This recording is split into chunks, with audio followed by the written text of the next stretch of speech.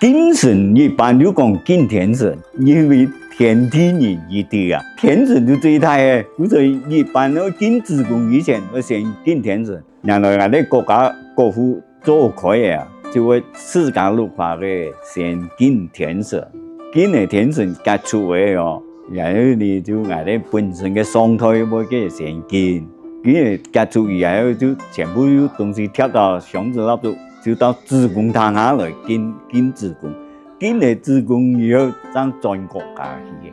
我哋嘅400多年嘅歷史，佢有龍神，又有土地伯公，還有門神，有將神喺度。係按傳統嘅，就扎神都愛去敬。